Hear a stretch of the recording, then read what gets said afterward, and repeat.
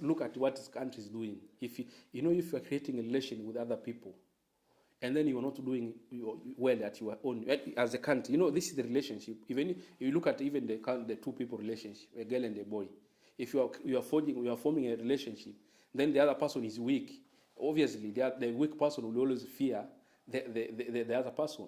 In Tanzania, we are not doing well economically. As I told you, for the 10 years we've been stagnating in terms of growth, domestic product, and many other things. Economic growth, we're not doing well. In terms even of people development, at the capital income per capita, we're not doing well. Now, if that's the case, in terms of development services, whatever economy, programs, industry, as a country, we're not doing well. Now, in the region, we have other countries that are doing well. As a country, obviously, you have to fear, because you are in a relationship with other countries that are doing well in terms of economically, are doing well economically. Now, who is to be blamed? We have to blame ourselves.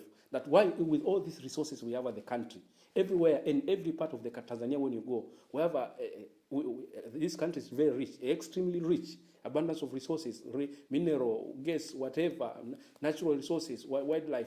The Tanzania is almost extremely rich, but when it comes to deliver, we are not delivering economically well. Then who to be blamed is our leaders. Why are we not transforming economically well? I'm sure if Tanzania was economically very high today, the question that you're asking, why Tanzania is seen as hesitating to join, to cooperate with other countries in the region when it comes to economic issues and whatever. Yeah, of course, it is because they are not, as a country, we're not economically doing well. So for us to be able to cooperate accordingly with other countries in the region, we need first to start at home. Let us build our economy. Let us be strong as a country. Let us choose leaders who can stand for our economy, fight poverty, and ensure that we also have businessmen operating in the region. Nowadays, you can find so many business people in Tanzania coming from Kenya, other part of the region. But it's quite difficult to find a businessman in Nairobi and from Tanzania. Why?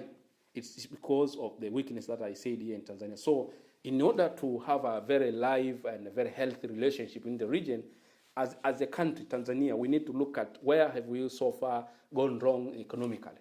We need to have we improve our economy in terms of development at individual level and economic development at the national level. We're talking about now domestic growth and in whatever at the national level. And if you want to do that, then there are so many issues as a country you need to do. First of all, you need to make sure that you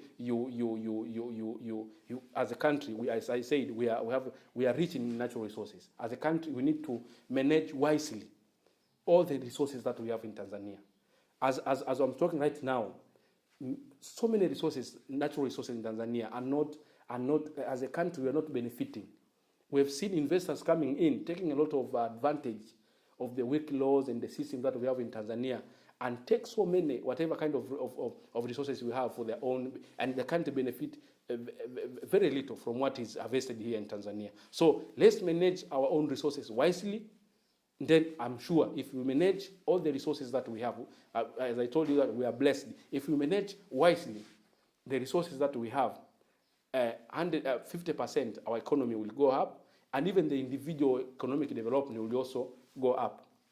Then secondly, let's develop our own industries as a country, because that's the only way where, if you are not producing in the region, you will always, if you are forming a regional cooperation, and then as a country you're not producing in the region, then you'll also be at the advantage side. So as a country, let's be productive. Let's export more instead of importing more. Now, if you want to export more, you need to do a lot of reforms in terms of economy, looking at the industries that we have in Tanzania.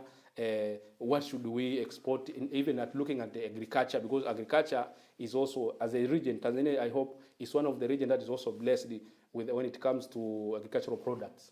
Then let's improve and export more agricultural products outside, and let's also improve and export more industrial products outside, and many other things that are related to economy. As I hope when doing that, economically we will be very stable, and we can also go now majestically and cooperate with others in the region. And many other things actually, as I told you. And now even leadership, because all that we are talking, If you don't have a very strong leader, a very visionary leadership that actually sit down and see we need to move as a country where we are, then all those things that I've said will remain as they are. So leadership, again, is a matter, is something that matters a lot. So as we are going to vote this year, it's my call to Tanzania that we should actually make sure that we vote in people who will really transform Tanzania from where we are.